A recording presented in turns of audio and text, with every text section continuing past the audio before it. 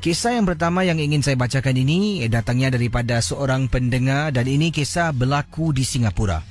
Pengalaman yang menyeramkan ini berlaku di Singapura dan katanya di hadapan rumah beliau, ya, di hadapan rumah beliau ada sebatang pohon yang amat tinggi dan besar.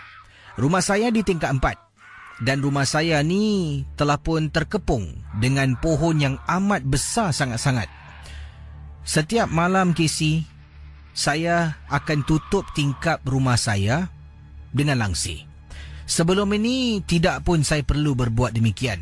Tapi semakin pohon tu lebat dengan daun-daun, malah saya rasa takut sangat. Nak bila saya terbangun pada waktu malam, nak ke dapur ataupun sedang menonton TV di ruang tamu. Bila saya menonton TV, saya duduk dekat sofa memandang ke arah TV, di mana belakang TV saya tu adalah jendela ataupun tingkap ruang tamu rumah saya. Jadi bila saya tengah tengok TV, saya pasti akan terpandang tingkap. Dekat belakang tingkap tu lah, di luar tingkap tu, dikatakan oleh teman kita adalah pokok yang besar, lebat daunnya yang menghadang penglihatan luar rumah rakan misteri jam 12. Apa sebenarnya yang mengganggu beliau? Ya, Nuraini, apa sebenarnya yang mengganggu beliau? Beberapa kali pernah saya ternampak seperti ada kain putih yang tersangkut pada pohon tersebut. Pada mulanya saya ingatkan kain putih lah yang benar-benar tersangkut. Mungkin kain baju orang di tingkat atas ditiup angin, jatuh dan tersangkut pada pohon yang disebutkan terdapat di hadapan rumah Nuraini. Pendengar Ria 897. Pada suatu hari ini, saya tengah jalan dekat kawasan ruang tamu rumah daripada bilik nak masuk ke dapur. Seingat saya waktu tu sekitar jam 10 lebih malam. Ahli keluarga saya, suami dan 2 orang anak dah pun masuk dalam bilik tidur. Apa yang berlaku sedang berjalan, saya tergerak hati tahu. Sebabnya sedang berjalan menuju ke arah dapur, tingkap tu berada di sebelah kiri saya. Jadi, ada sesuatu bergerak dekat pokok membuat saya terpandang dan toleh sebelah kiri untuk melihat pohon tersebut. Bila saya rasakan sebelah mata kiri ni macam ada benda bergerak, saya pun toleh dan tengok. Alangkah terperanjatnya apabila saya terpandang ada kain putih. Tapi kain putih tu bukan setakat kain, malah ia mempunyai susuk tubuh bentuk seperti seorang manusia yang berpaut pada pohon tersebut. Di luar tu agak gelap, banyak sangat daun tapi tidak kelihatan dengan jelas.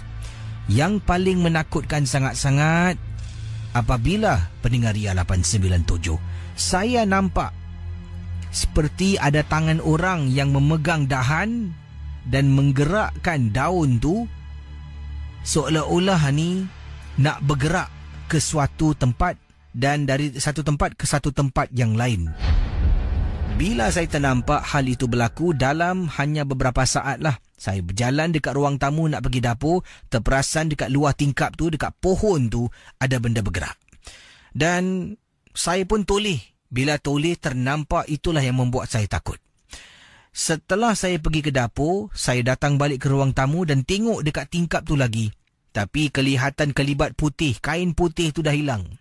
Dan saya tertanya, kalau sekali nampak kain putih, mungkin kain daripada tingkat atas yang tersangkut bila angin tiup terjatuh. Tapi dah beberapa kali ternampak ada kain putih yang tersangkut. Mustahil kain putih daripada atas. Setiap kali saya nampak akan tersangkut dekat kawasan pokok tersebut. Akhirnya saya ambil langsi dan tutup tingkap depan. Selalunya saya tak pasang langsi belakang tingkap tu.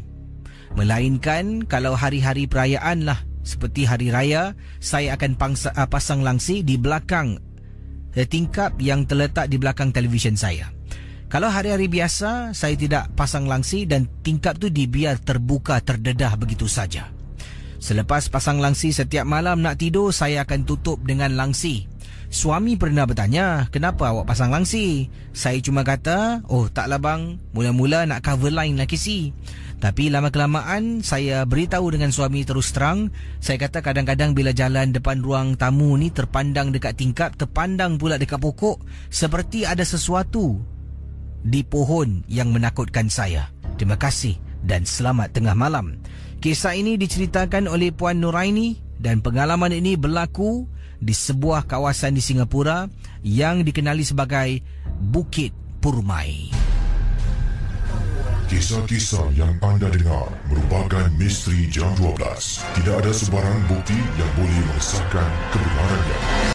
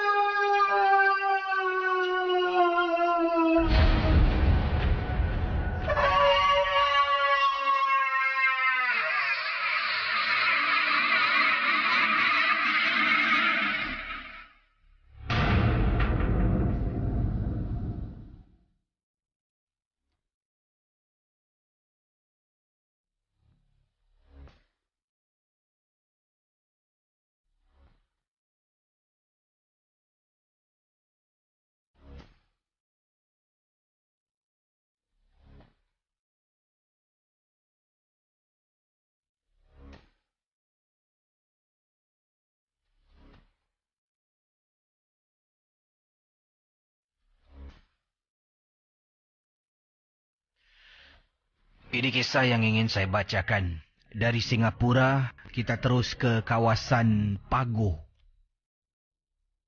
Dari pendengar kita berasal dari Malaysia. Apa kabar Casey dan juga pendengar Misteri Jam 12? Nama saya Ravi. Saya adalah warga negara Malaysia yang suka mendengar rancangan Misteri Jam 12. Kiriman email saya ini ingin menceritakan tentang mak saya, katanya Ravi, yang berbangsa India. Tentang mak saya yang dibuat orang. Kerana tidak puas hati dengan mak yang saya mengaku, kadangkala mak saya ni mulutnya agak susah nak dikawal. Bila dia marah, bila dia menegur, dia akan cakap direct. Mungkin itulah yang membuat dia menjadi musuh pada beberapa orang. Saya pernah menegur mak saya. Dan mak saya akan marah saya balik. Dia akan cakap, "Engkau nak ke? Aku ni berpura-pura. Aku kalau tak suka, aku cakap. Aku cakap direct. Buat apa aku nak selindung-selindung?" Katanya Ravi. Dan tadi anda dengar, saya cubalah lakonkan sedikit suara yang menyeramkan. Dipendekkan cerita, kata Ravi, mak saya dibuat orang. Nanti dia akan duduk dalam bilik tidurnya pada waktu malam yang pertama sekali saya terganggu ni dengan isteri. Kami berdua sedang tidur dalam bilik, isteri kejutkan saya. Bang, abang dengar tak? Abang dengar tak?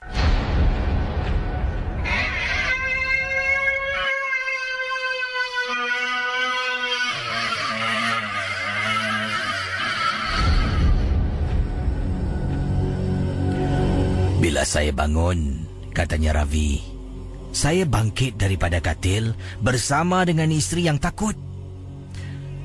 Bunyi tersebut datang daripada bilik mak. Pergi ke bilik mak, tolak pintu perlahan-lahan. Mak. Mak saya sedang duduk di atas katil. Apa yang saya nampak amat menakutkan sangat-sangat. Mak saya keluarkan lidahnya. Kemudian dia cuba tarik lidah.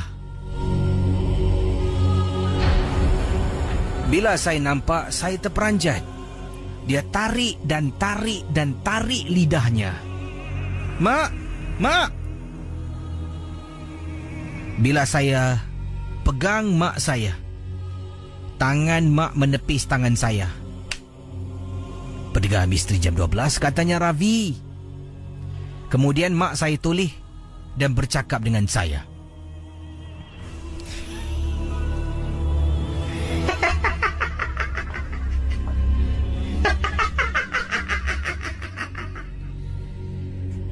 Pendengar Misteri Jam 12, Ravi menceritakan bila mak saya ketawa dan bercakap dengan saya, bayangkan lidahnya masih terkeluar. Dan cara dia bercakap memang tak jelas, tapi saya cuba dengar apa yang dia cuba jelaskan di sini.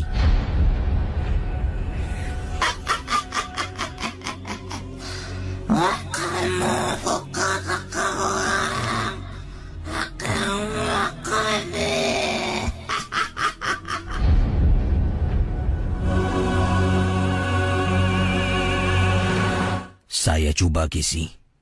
Saya cuba membantu mak saya dan saya bacalah apa jua yang saya tahu. Saya ni adalah orang berbangsa India. Dan cuba saya mengawal keadaan dan buat apa yang saya mampu. Akhirnya mak saya pingsan di atas katil. Bila mak saya sadar, kesian Casey, lidahnya masih terkeluar dalam keadaan yang teramat sakit, katanya Ravi.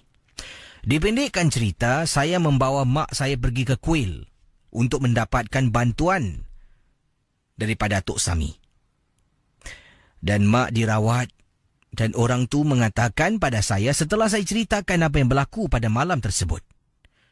Dia memberitahu saya dan mak serta isteri saya, ada orang tak puas hati dengan mak sebab mak ni selalu mengatakan benda-benda yang boleh buat dia marah dan tersinggung.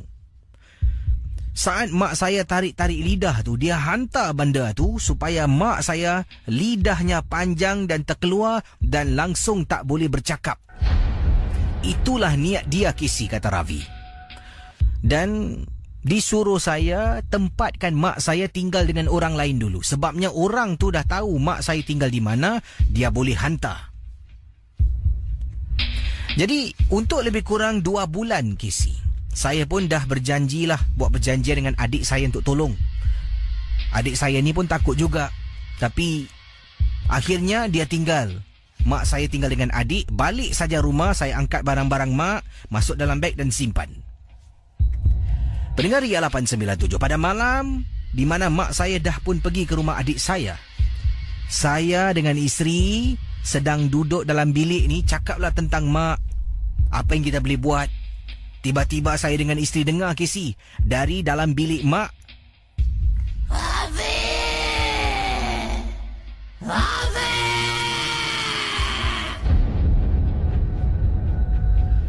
Pendengar Misteri Jam 12, kata Ravi, beliau terdengar ada suara memanggil dia, Ravi! Ravi! Sama seperti suara mak ketika lidahnya terkeluar ketika dia sedang berbual dengan saya dalam keadaan terasuk. Saya hanya mampu mengawal perasaan takut dan cuba menjaga isteri. Isteri saya pun takut nak duduk rumah. Bila saya keluar bekerja, saya hantar isteri ke rumah adik dan baru saya pergi ke kerja.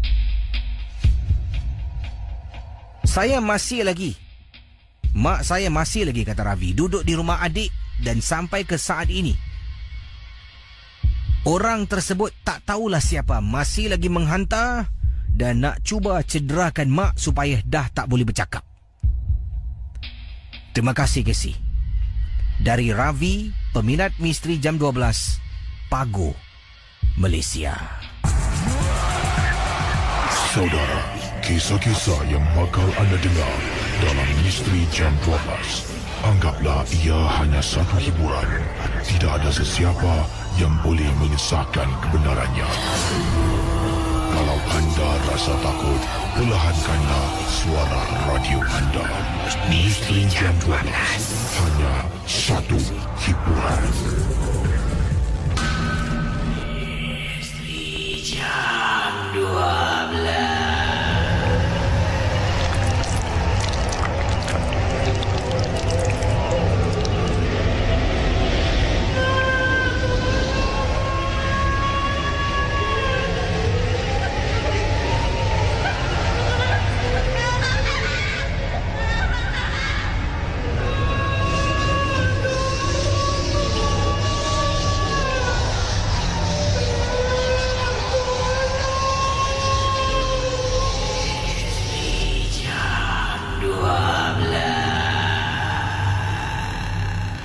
Itu ada kisah dari Cik Ravi dari Pago, Malaysia. Itu dia kisah yang seram. Saya baca, saya cuba lakonkan saya sendiri dalam konti ni yang terkejut. Terkejut bukan apa. Bila saya kadang-kadang melakonkan watak dengan suara seram ni, saya akan menghayati dengan memejam mata saya.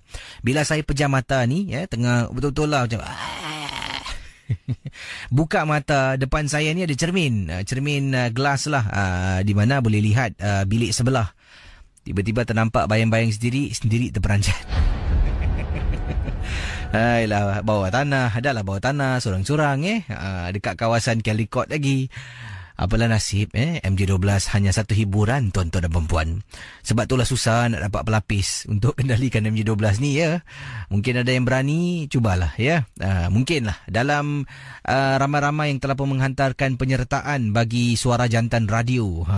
Masih dalam lagi proses pemilihan dan nanti akan dihubungilah dalam masa terdekat ini siapakah yang akan melalui latihan dan mungkin akan diberi peluang untuk bersama-sama. Dan baik, kita buka talian. Sebentar nanti anda boleh hubungi saya di 66911897. Saya akan teruskan dengan kisah kisah yang kedua. Ini merupakan pengalaman yang ketiga dalam rancangan Misteri Jam 12.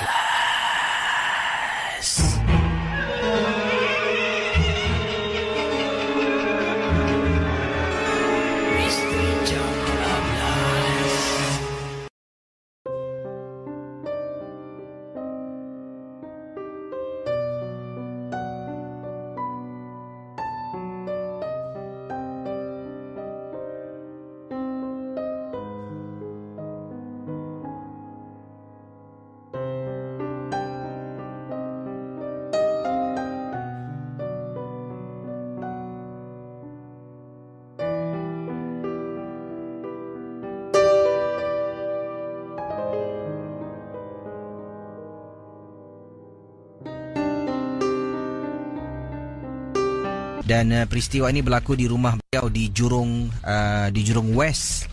Kiriman daripada Kak Lily berkongsi peristiwa. Mohon maaf kepada KC dan juga pendengar MJ12. Kisah kakak ni mungkin taklah seram yang diharapkan, tapi pengalaman kakak ni memang cukup menakutkan sangat-sangat. Dikatakan oleh akak kita yang berkongsi, Kak Lily ini berkenaan dengan kucing. Dalam rumah kakak ada 4 ekor kucing. Dan satu seekor kucing kakak ni sejak kebelakangan waktu itu telah pun mempunyai tingkah laku yang amat berbeza sangat-sangatlah.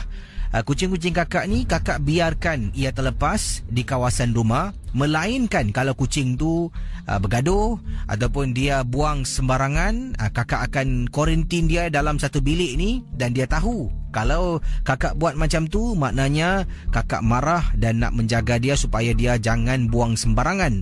Jadi berkenaan dengan kucing kakak 4 ekor lah, kakak biarkan ia ronda-ronda dalam rumah, berjalan lah. Jadi dibebaskan. Kakak dalam rumah tu hanya tinggal kakak seorang. Kakak adalah seorang janda kematian suami. Anak kakak ada 3 orang, ketiga-tiganya sudah pun berumah tangga. Jadi rumah kakak yang dikatakan di Jurong West ni lah, pada suatu hari lah waktu kejadian ini berlaku, seekor kucing kakak yang bernama Comot, nama klasik betul kucing kakak ni, sering kali berada dekat tingkap dapur dan nanti dia akan mengiau tak henti-henti. Kadang-kala bila kakak sedang menonton TV jam 8 lebih malam, 9 lebih malam, 10 lebih malam, dia akan berada dekat tingkap dapur sambil dia mendongak ke atas dan dia akan mengiau seperti ada dia ternampak sesuatu. Pernah kakak cuba jenguklah tengok apa dia buat, dan kakak panggil, Comot, Comot. Nanti dia akan lari masuk ke ruang tamu dan duduk sebelah kakak. Nanti dia akan, kemudian bila kakak dah seronok tonton TV, dia akan turun daripada sofa, akan lari pergi dekat dapur. Kali ini dia macam nak menerkam dan bulunya kembang. Kucing kisi, kalau nak bergaduh, bulunya ni seolah-olah akan mengembang dan suara dia mengiau ni agak lain sedikit. Memang kakak kenal bila kucing membuatkan suara nak bergaduh. Kakak lalu bangkit pergi dekat tingkap ni di mana kucing kakak ada di bawahnya sedang mengiau dan nak menerkam sesuatu, di mana kakak tak nampak apa-apa pun. Kakak lalu memanggil, "Comot, sini. Comot." Kemudian pendengar Misteri Jam 12. Untuk sedapkan hati sebabnya tiba-tiba bulu rumah kakak meremang. Kakak pun membaca Ayatul Kursi. Habis saja baca, comot terus pusing dan lalu tepi kakak. Kakak masuk ke dalam bilik dan waktu tu tidur. Lat beberapa hari sedang tidur dalam bilik, bunyi kucing kakak kedengaran waktu kakak sedang nyenyak tidur di dalam bilik. Kakak keluar dari bilik, terperanjat nampak comot dekat tingkap dapur masih lagi mengiau. Sampai ke saat ini tak tahu sebenarnya apakah gangguan yang kakak alami, tapi alhamdulillah hanya comot saja yang mempunyai sifat dan sikap sedemikian. Kucing-kucing yang lain semua okey, cuma ni seekor lah. Comot ni adalah kucing yang paling manja antara kucing-kucing kakak ada yang lain. Kalau kakak tidur malam, dia akan tidur sekatil dengan kakak dan tidur di tepi kakak. Dan begitulah kalau kakak menonton TV, dia seekor saja yang akan naik atas sofa dan duduk dengan kakak menonton TV bersama. Kakak rasa mungkin kucing tu nak menghalau sesuatu yang ada di tingkap rumah kakak. Mungkinlah, kakak tak pasti. Tapi tak kala kakak berdiri dekat tingkap dapur, bila kucing kakak comot sedang mengiau, boleh rasa meremang bulu rumah. Terima kasih, Kisi. Kisah-kisah yang anda dengar merupakan misteri Jam 12. Tidak ada sebarang bukti yang boleh mengesahkan kebenarannya. Terima kasih pada anda yang sudi bersama dengan saya dalam rancangan Misteri Jam 12 ya. Dan kisah daripada kisah pengalaman-pengalaman pendengar yang berkongsi dalam rancangan Misteri Jam 12. Terima kasih juga yang telah pun kirimkan. Nampaknya komen-komen anda. Ada juga yang sedang mendengar daripada siapa ni? Nora Ismail sedang mendengar dari Punggol. Terima kasih pada Nora Ismail. Kita juga ada Muhammad Khairul Haziq dari Banda Putra Kulai Jaya. Di mana tu Banda Putra Kulai Jaya? Ini dari Mesir. Muhammad Naim, terima kasih. Dari ya betul ni Kim Fitra Dasral. Katanya dari Zimbabwe dari Bangi. Ada juga rakan kita dari Bandar Seri Begawan, Orang Manusia. Yang ini dari Taman Melati, Azril Aril. Sufia Sufiana sedang mendengar dari Jurong West. Oh, dekat dengan rumah kakak tu tak? Ini daripada Encik Muhammad, katanya sedang mendengar di tempat tugas KC di kawasan Bedok. Daripada Kak Latifah sedang mendengar, ini sedang mendengar di Tua Payoh. Ada juga rakan kita Su Kadir, katanya seram kisah malam ni sedang mendengar MJ12 dan melakukan bercucuk tanam, gardening lah. Very entertaining, taklah terasa letih. Kak Su daripada Houston, Texas, terima kasih. Wah, Texas sih.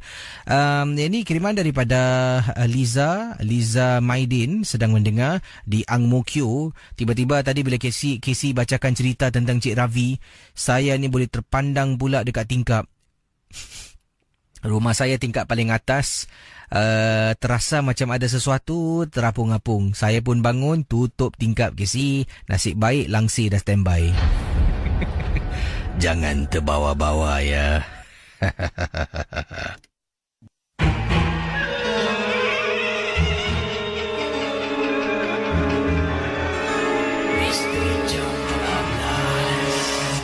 Kita akan buka talian. Silakan 669-11897. Dan ada yang berkongsi kisah Cik Ravi tadi. Baiklah Kisi. Seram sangat-sangat. Sampaikan saya boleh terbayang-bayang pula. Okeylah, kita buka talian dan silakan seorang pemanggil di hujung talian. Selepas ini kita akan berehat dengan beberapa buah lagu. Hello, selamat pagi. Hello, selamat pagi. Kita akan sambut satu lagi pemanggil. Silakan 669-11897.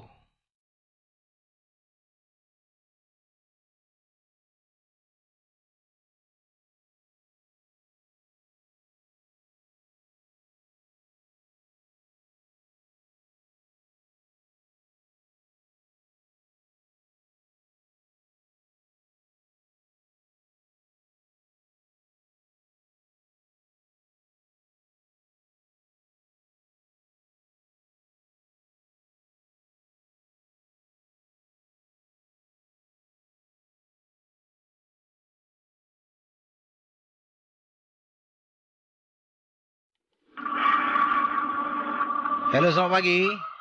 Hello. Hai, siapa tu? Ni Amy. Ini panggilan dari mana, Amy? Dari sedang memandu. Dan kisah yang ingin anda kongsi tentang apa ni? Silakan. Ni dah lama jugalah kisah ni.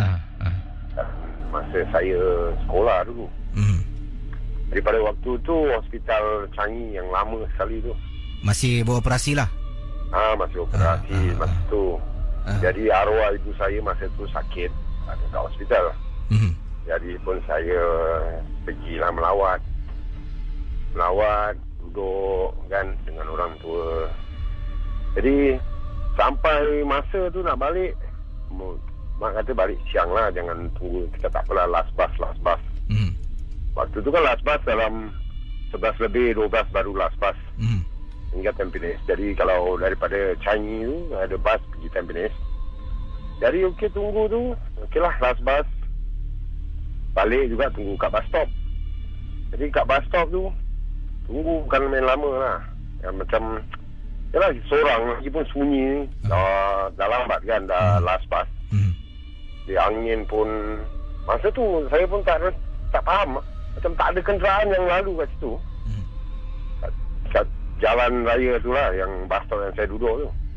Saya tunggu dalam masa 10-15 minit gitu, agak lambat juga tunggu. Angin pun time tu masih ada kencang lah, ribut gitu. Macam bukan ribut sangat lah, tapi macam sejuk, dingin kan. Tunggu satu macam rasa lah. Rasa sendiri satu macam rasa. Bulu roma semua ternaik lah kan. Rasa macam tak sedap. Tunggu satu kenderaan pun tak ada lah. Jadi nampak satu kenderaan ni, taksi. Saya tahan tu taksi. Dia tak berhenti ya taksi. Dia berhenti dalam 20 meter lepas bas tu baru dia berhenti. Jauh betul. Dia berhenti dalam 20 meter tu. Abang taksi tu dia keluarkan tangan. Saya turunkan tingkap, dia keluarkan tangan macam panggil saya suruh datang kat taksi kan. Jadi saya pun cakap, kenapa taksi ni tak nak berhenti kat bus stop yang aku tahan ni, padahal tak ada orang, aku seorang. Kereta pun tak ada. Yang kenapa dia pergi berhenti jauh? Tak apalah, sejalan pergi kat taksi tu. Dia cakap, dia cepat masuk. Cakap, bang, asal abang berhenti jauh sangat bang? Kan? Tak apa, nanti dia cakap. Ayah gimana? Cakap nak balik rumah lah, Tampines. Okey, tu dia bawa. Cakap, jangan marah dia, bukan abang tak nak berhenti situ. Kan? Cakap, asal abang jauh kan? Saya seorang dah lah. Saya pun, abang tak nampak saya. Abang nampak. Abang nak berhenti ke tak nak? Fikir, kesian kat kau, aku berhenti. Tapi cakap, kenapa abang berhenti jauh? Dia cakap, tapi kau jangan terpanjat lah kan. Cakap, asal bus stop yang kau diri tu, atas bus stop tu ada bencana. Dia nampak, saya tak nampak. Cuma saya rasa tak sedap je lah. Ya, betul ke bang? Astaghfirullah, takkan aku nak bohongkan kau. Kan? Cakap, bang, kau ada rasa apa-apa tadi? Saya cuma rasa, saya cakap lah, bulu roma ternaik macam sejuk gitu kan. Tapi saya tak bau apa-apa, tak ada kan. Cuma itulah macam sunyi, tiba-tiba macam satu kenderaan pun pada macam sunyi gitu ke sih. Itulah pengalaman saya tu. Tapi saya tak nampak lah. Yang nampak taxi driver yang berhenti tu. Kalau saya nampak kan, dengan saya juga pingsan kat bus stop tu. Saya rasa mungkin anda hanya rasakan lah tempat tu macam cuma dapat rasa macam bulu roma ternaik kan, lemang. Tadi anda katakan angin bertiupan cik. Macam tu tempat macam tiba-tiba macam sunyi sekali. Masa tu macam sunyi Dia sunyi macam satu kenderaan pun tak lalu dalam 10-15 minit tunggu gitu tau. Cuma nasib baik saya tu kan ada taksi lalu. Tu pun dia kata pasal abang tengok kau kesian kan. Budak jadi aku berhenti. Itu ya pengalaman saya. Terima kasih Okey. Kembali. Baik. Sudahlah Ruqyah, hari-hari kau pekik. Misteri Jam 12 malam. Misteri Jam 12.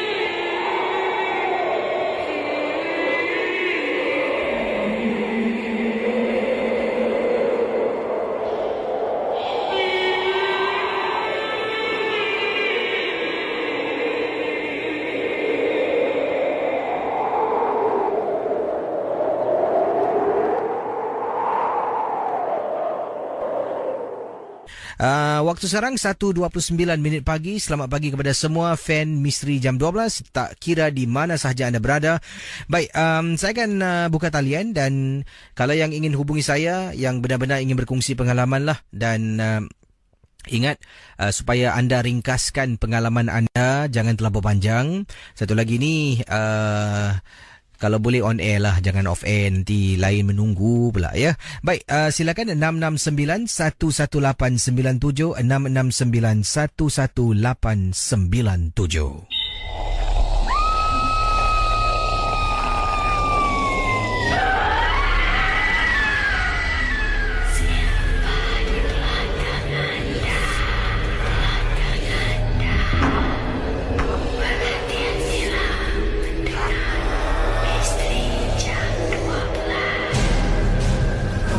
Kisah-kisah yang anda dengar merupakan misteri Jam 12. Tidak ada sebarang bukti yang boleh mengesahkan kebenarannya.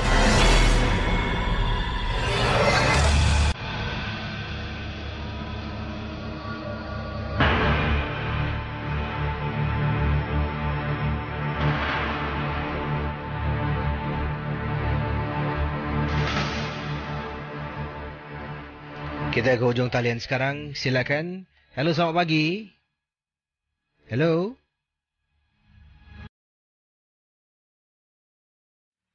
Hello, selamat pagi. Mungkin dia terpegun dengan suara saya yang cukup handsome ni, sebab tu dia tak bersuara, tuan-tuan dan puan. Baiklah, sementara saya nantikan panggilan yang lain. Di sini saya nak bacakan satu kisah, entah benar ataupun tidak. Rancangan Misteri Jam 12 kita anggap sebagai hiburan 100%, tidak ada sesiapa yang boleh mengesahkan kebenarannya. Kiriman selanjutnya datang daripada seorang pendengar, dan ini kisah ini berlaku di Singapura, di kawasan Tanglin Halt sekitar tahun 80-an. Yang ini daripada Encik Abdul Matin berkongsi satu peristiwa. Ketika tu beliau berusia remaja lah, masih lagi remaja, dan pernah mengalami satu peristiwa yang menakutkan. Malah kisah ini sebenarnya tercetus apabila dia terdengar perbualan ibunya bersama dengan seorang jiran yang tinggal di rumah sebelah lah. Jadi apa yang berlaku? Cerita yang cukup heboh dan kecoh dekat kawasan rumah saya di Tanglin Halt sekitar tahun 1980-an ni. Ada seorang makcik yang sering jalan dan badannya bongkok. Badan, kalau dia keluar rumah, badannya akan bongkok. Dan apa yang berlaku ni, makcik ni mungkin ada penyakit tulang belakang. Mungkin, katanya Encik Abdul Matin lah. Dan bila dia membungkuk jalan ni, pelan sangat dia jalan. Dan sering kali makcik ni hanya kelihatan pada waktu malam saja. Rumah saya tinggal ni dengan makcik yang tinggal ni berdekatan dengan trek kereta api, laluan kereta api di Tanglin Halt. Tapi sekarang ni laluan tu pun dah tak wujud lagi dah, Kisi, katanya Encik Abdul Matin. Saya pernah terdengar perbualan ibu saya, mak saya dengan jiran sebelah berkenaan dengan makcik bungkuk. Itulah nama yang kita beri, makcik bungkuk. Malam-malam, jam 10, jam 11, nanti kita akan nampak dia jalan dekat kawasan perumahan di Tanglin Halt. Jalan sorang-sorang, bungkuk badannya. Tapi yang hairan, saya juga pernah ternampak makcik ni di rumahnya. Rumah makcik ni terletak di tingkat 1, satu blok dengan saya. Saya tinggal di tingkat atas. Ya, saya tinggal di tingkat 4, makcik ni tinggal di tingkat 1. Ada kalanya kalau kita nak balik menuju ke arah lift, kita akan jalan lalu depan rumah makcik bongkok ni lah di Tanglin Halt. Pendengar Misteri Jam 12,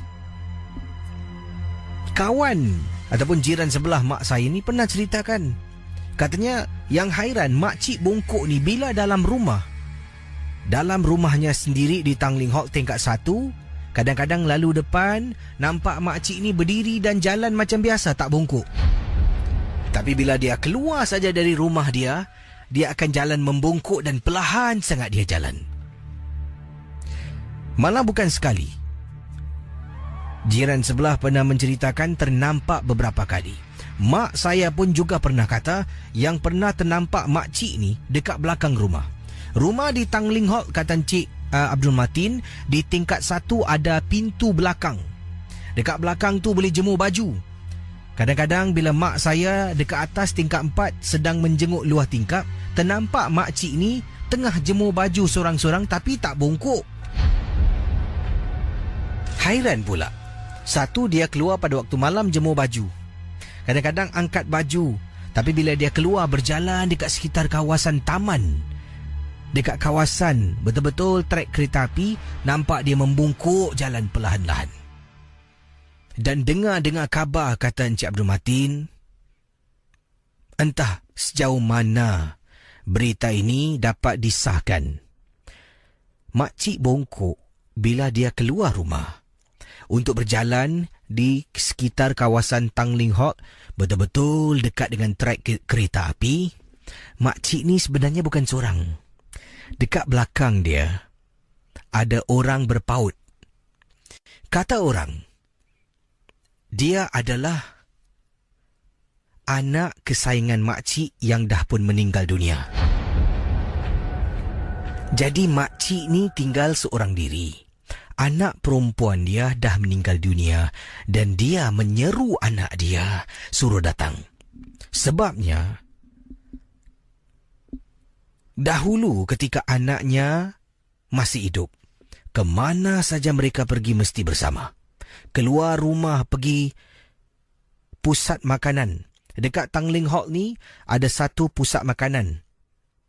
Akan ke sana bersama-sama anak beranak ni pergi makan. Kemudian dia akan jalan pulang ke rumah bersama-sama. Jadi kata orang tak tahulah kisah jauh mana kebenarannya. Bila anak dia meninggal, dia menghadapi kesedihan yang teramat sangat. Lalu dia memuja Corin ataupun roh anaknya, saya tak tahulah, ini kata orang. Jadi setiap kali nak keluar, anaknya akan berpaut di belakang makcik bongkok dan dia akan berjalan perlahan-lahan.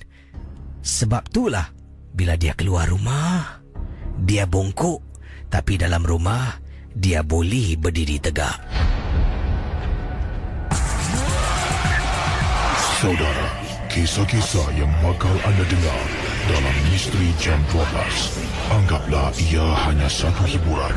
Tidak ada sesiapa yang boleh mengesahkan kebenarannya.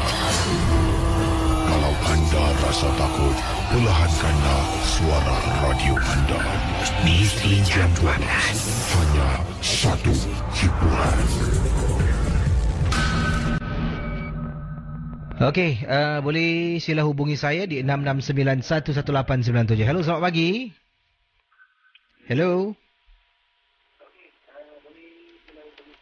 Hello, selamat pagi.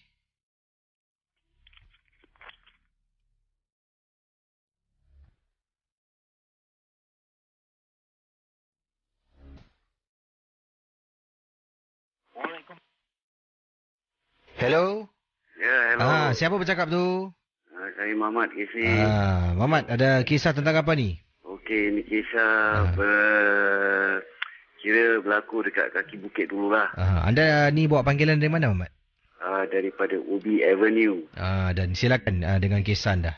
Okey, dulu waktu seketika tu saya dengan teman dengan nak jumpa orang lah, nak berubat, nak tolong panggil pasal apa, pakcik saya sakit kan.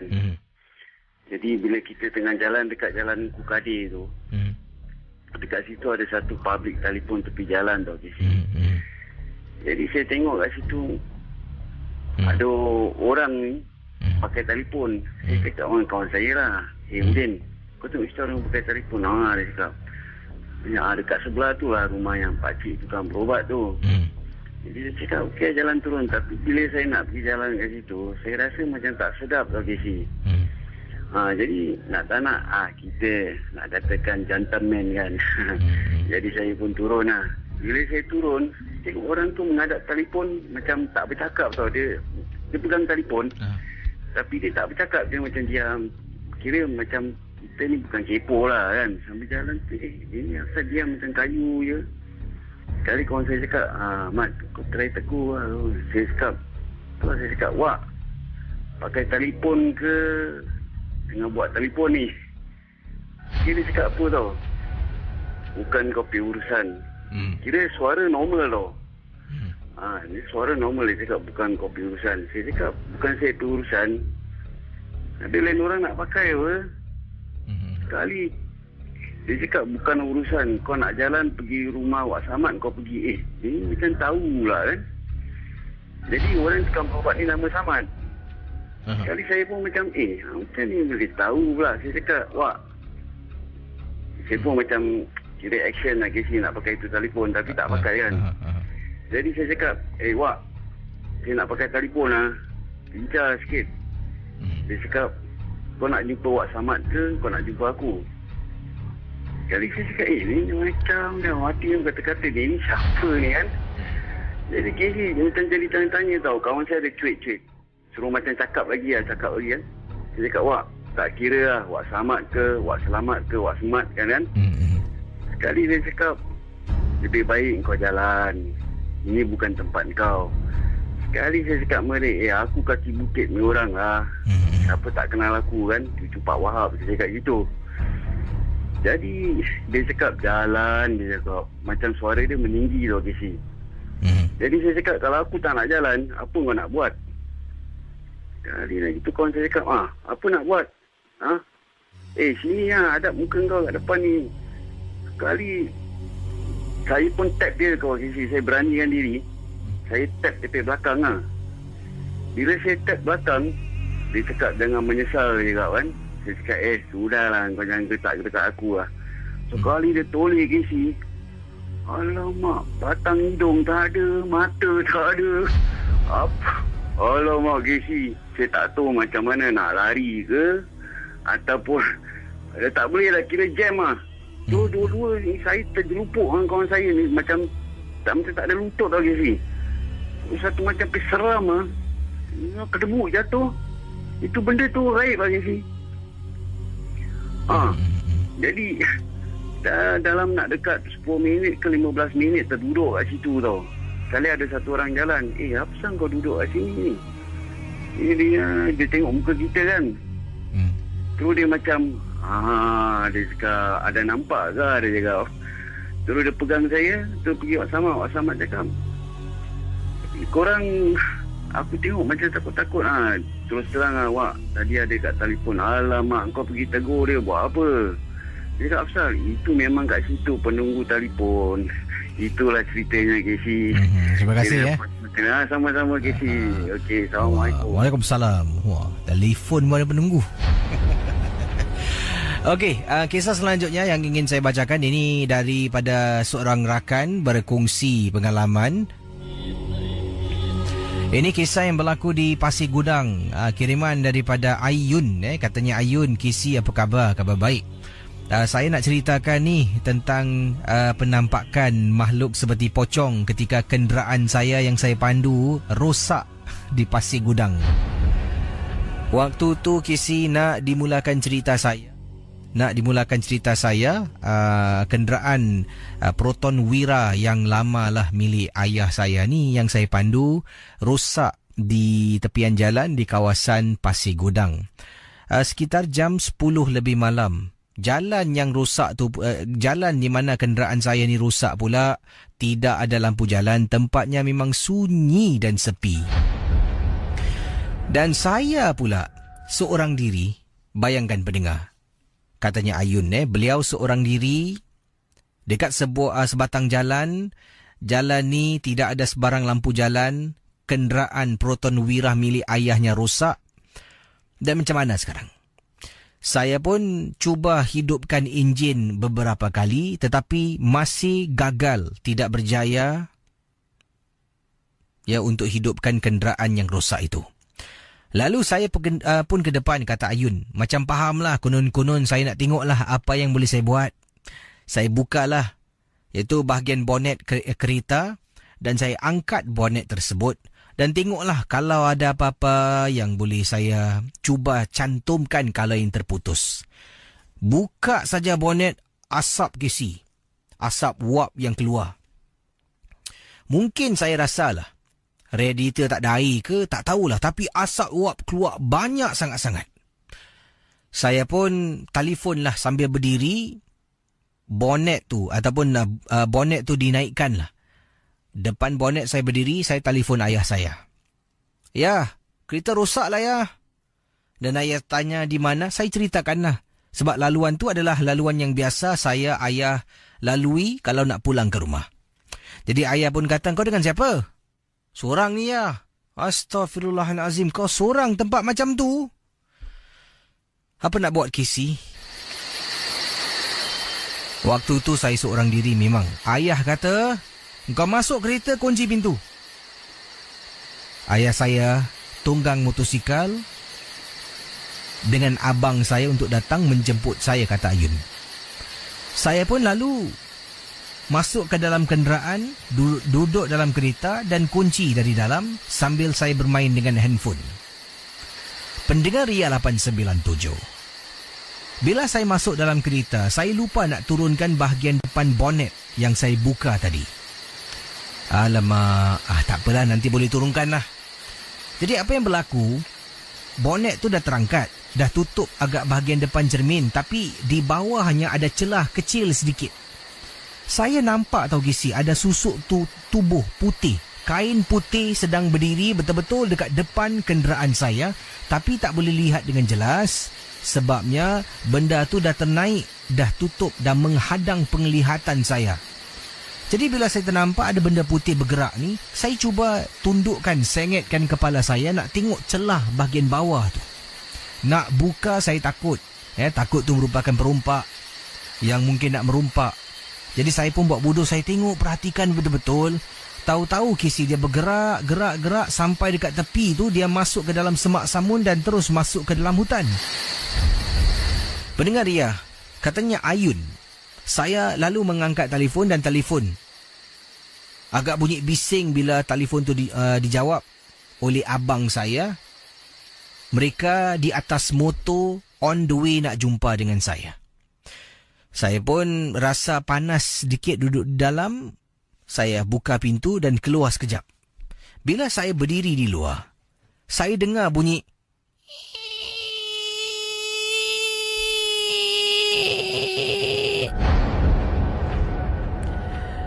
Mungkin bunyinya macam itulah, saya cuba. Tapi katanya saya dengar bunyi yang menakutkan. Bunyi tersebut agak halus, datang daripada belakang saya di mana situ letaknya semak samun dan hutan. Saya toleh ke belakang, betul-betul dekat sebelah sebatang pohon yang besar. Seperti ada susuk tubuh putih berbungkus sedang berdiri. Saya tak nampak sangat wajahnya sebabnya agak jauh daripada mana kenderaan saya rosak. Dari jauh nampak ada pohon, dekat sebalik pohon tu nampak kisi susuk tubuh warna putih. Kain dia warna putih sebabnya malam tu Casey dah kena cahaya bulan, nampak dari jauh warna putih kain tersebut. Tapi wajah memang tak nampak. Kelihatan seperti makhluk pocong bila saya tengok susuk tubuhnya. Saya istighfar. Saya terus menelefon abang saya dan dari jauh ayah saya tekan horn motornya beberapa kali, memberi isyarat yang dia dah sampai. Rasa lega sangat perasaan ini. Ayah saya sampai, dia cuba periksa, memang betul Casey. Enjin kereta tu panas, jadi kena tuang air. Nasib baik di belakang kereta tu memang ada air. Ayah saya tuang air. Dan kita cuba hidupkan enjin, barulah enjin kereta tu boleh bergerak, enjin tu boleh hidup. Saat ayah nak memandu, saya duduk sebelah ayah, abang menunggang motosikal. Saya lalu pergi, abang di belakang. Kemudian bila sampai di rumah, ayah saya tanya pada abang, kenapa tadi kau lambat sangat? Sebabnya Casey, ayah dah memandu jauh sangat. Dah memandu jauh, sampaikan tak nampak abang pun. Abang di belakang masih belum gerak-gerak lagi. Kata abang saya, tak lah ayah. Tadi orang tunggang motosikal ni macam berat sangat. Macam ada orang tumpang dekat belakang. Saya dengan ayah terdiam. Kemudian abang saya kata, bila abang saya istighfar 3 kali. seolah-olah motor tu semakin lama ringan dan barulah boleh ikut kejar ayah dari belakang. Bukan setakat saya yang kena ganggu. Abang saya yang tunggang motor sorang-sorang pun diganggu, Casey. Itu ada kisah daripada teman kita yang berkongsi, Ayun, berkongsi pengalaman kenderaan yang rosak. Bukan rosak, rosak lah, tapi cuma itulah, mungkin lupa nak letak air sampai panas enjin tu. Nasib baik dia panas berasap. Kalau panas meletup, satu lagi hal. Jadi ingatlah, daripada kisah ini kita telah pun pelajari sesuatu. Seringkalilah kita periksa kenderaan kita, motosikal, lampu tu make sure kena pastikan lampu depan, lampu brek belakang tu hidup. Kadang-kadang kita tak perasan bila keluar tu, kita main hidup enjin keluar, dan mungkin tentang kenderaan itulah kita kurang ambil tahu, dan ada kalanya itulah yang membuat kita mungkin terperangkap macam Ayun tadilah. Nasib baik telefon ayahnya datang. Kalau sorang-sorang tak ada members members lain pula datang. Bawa dia tanya, kereta rosak ya? Hello, selamat pagi. Hello, Casey. Hai, siapa tu? Era. Ini panggilan dari mana ni? Okey, Era ada di kawasan tengah kata tu mencari momok, tak adalah, tengah ekspresi. Oh, ini dengan siapa ni? Beramai ni? Era bersama dua tim. Pertama bersama kumpulan Rasin, iaitu Kembara Misteri Singapura, dan juga di Anun. Oh, dan ini bermula jam berapa tadi? Kira kita sampai di sini jam 12 tepat tadilah. Jalan-jalan cari ambil angin lah, jangan jalan-jalan cari pasal Kita pulang sambil minum air, Casey. Dan pengalaman yang nak diceritakan, silakan. Okey, ini pengalaman suatu tim Kembara Misteri dan juga di Anun mengadakan membawa space space kami berada di satu kawasan ni di utara Singapura, di mana tempat tu sebelum kami bawa fans kami juga telah pun reki tempat tersebut. Tapi pada hari tersebut bila kami bawa fans, kita cuba membuat ujian nyali di situ. Dan bersama fans yang terlibat lah. Tanpa disedari tanpa kita duga jugalah ada gangguan yang agak tak dapat kami elakkan. Beliau mendapat seperti kata orang tu kena kerasukan, dan tak pasti apa yang masuk dalam badan beliau, tapi agak keras untuk kami keluarkan semula lah. Namun kita pun tak ada niat untuk mengganggu ke apa, tapi cuma kita ingin tahu, fans kami ingin tahu sama ada benda ni wujud atau tidak. Tapi apa pun kami katakan, memang tempat dia terlalu keras dan benda-benda ni wujud di mana-mana saja. Namun beliau masih lagi nak mencubanya juga. Jadi kita usahakan untuk beliau merasakan secara tersendiri dengan niat beliau sendirilah. Tapi ketika tu beliau adalah seorang wanita. Bila telah rasuk, kami cuba juga usahakan keluarkan, tapi namunnya suaranya agak garau. Beliau meracau, terpekik, dan juga mempunyai satu penilaian yang agak menggerunkan bagi saya juga selaku paranormal kat Singapura. Bukan, kata orang kalau tak dengar betul-betul pasti ingatkan main gurauan tapi memang betul, Casey. Suara beliau yang begitu orangnya halus, pemalu, tiba-tiba menjadi begitu ganas di saat tu. Apa yang kami boleh katakan, namun pengalaman kami sewaktu membawa beliau agak mencabar kedua-dua pasukan anggota kami. Namun kami dengan usaha, dengan berkatnya lah dapat juga kami lansaikan di sana juga. Dan kita cuba bila beliau sadar, kita tanya apakah yang berlaku. Katanya mendapat kelibat dan mendapat di seorang wanita dari jauh beliau memanggilnya, dan dari situ dia dah macam lost focus katanya. Jadi dari waktu itulah benda ni meresat dalam badannya, dan suaranya terus berubah tanpa disedari. Dan keadaan dalam keadaan tu kita cuba kawalkan, dan masih lagi mengganas, tak mengizinkan kami untuk keluarkan beliau, tapi saya cuba berinteraksi. Namun gambaran yang saya dapat adalah gambaran seorang nenek, if I can say, is about 90 degrees bongkok dia. Dan mukanya agak menyeramkan. Saya rasa ni lebih daripada kakak Fatimah Rockers. Saya rasa double lah that. Jadi beliau seperti saya katakan tadi, orang yang kurus, pemalu, boleh berubah secara dah tak ingat apa lagi lah.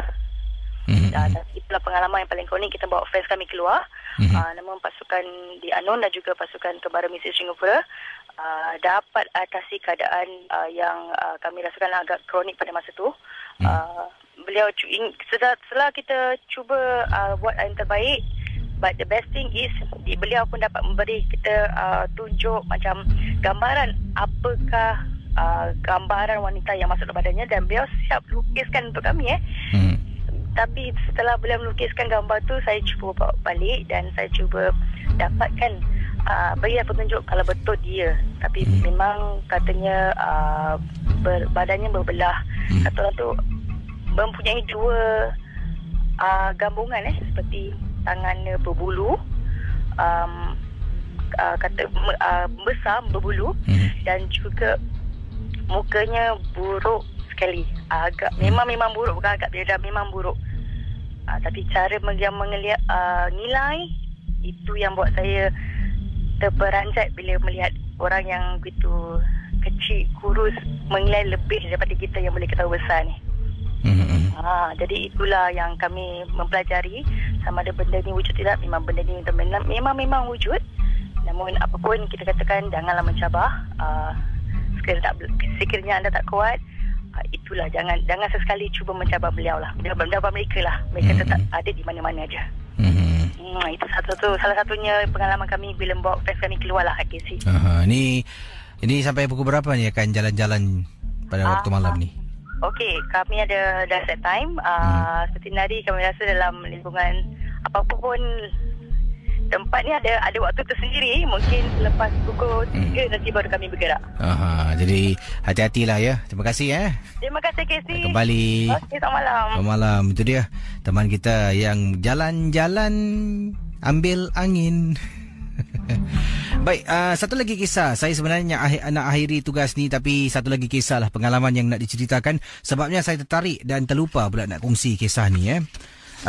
Ini saya ringkaskan agak panjang sedikit sebab masa pun tidak mencukupi. Saudara, pengalaman yang diceritakan ini anda bayangkan sesi rawatan yang dijalani oleh seorang pendengar. Ini datang daripada Kak Kia. Kak Kia berkongsi pengalaman. Kak Kia ni nama samaran lah. Pernah hantar ibu daripada satu tukang perawat ni ke satu lagi perawat. Perawat yang kedua ni lah yang beliau nak ceritakan. Datang rumah perawat, berbual-bual dengan perawat, dan kemudian nak mula berubat. Suruh datang rumahnya jam 10 malam. Datang 10 malam. Tak tahu kenapa, tapi dia kata 10 malam. Mungkin sebelum tu ada orang ke merawat, tak tahulah. Datang dengan ibu, masuk dalam. Kemudian di ruang tamu lah ni. Ruang tamunya ada tikar. Ibu saya disuruh duduk bersila di hadapannya. Dia mula keluarkanlah tempat bara, dia bakar kemenyan, dan anda cuba bayangkan apa yang berlaku selanjutnya. Pakar tu sedang melakukan sesuatu sambil membaca sesuatu lah. Contoh saya rasa.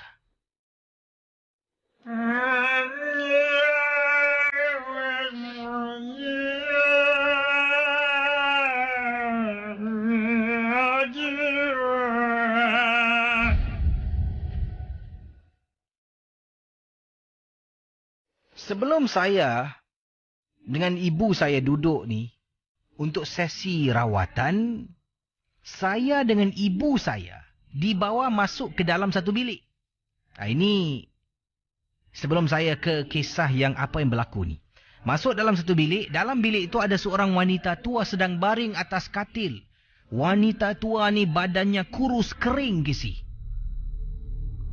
Kemudian pakar tu kata, ini mak saya.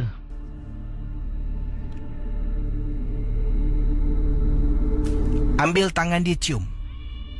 Saya dengan ibu saya terkejut. Puan, ambil tangan mak saya cium. Terpaksa kisi. Ibu saya angkat tangan mak si pakar ni, cium tangannya. Kemudian diletak balik.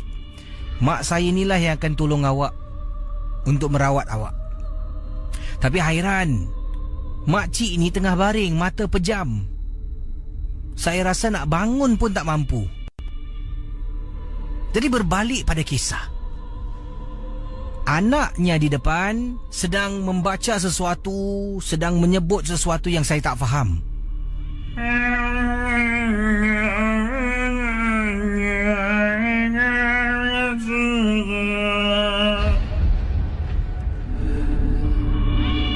Apa yang berlaku selepas ini membuat saya terperanjat. Mak saya naik takut. Kia, apa tu Kia? Sampai mak toleh tengok saya takut. Saya hampiri mak saya dan cuba tenangkan dia. Saya pun takut, Casey. Makcik yang tadi terbaring kurus kering kat atas katil, turun katil merangkak, Casey. Daripada bilik dia merangkak keluar dari bilik sampai dekat depan mak saya. Matanya masih pejam. Si anak ni masih membaca. Makcik ni pergi dekat mak saya dan dia cuba keluarkan sesuatu, mungkin secara batin saya tak pastilah. Itu kali pertama dan terakhir saya pergi rumah pakar tu. Takut, Casey. Terima kasih. Kisahnya panjang tapi saya ringkaskanlah. Terima kasih pada Kak Kia yang sudah berkongsi. Saya baca kisah ni pun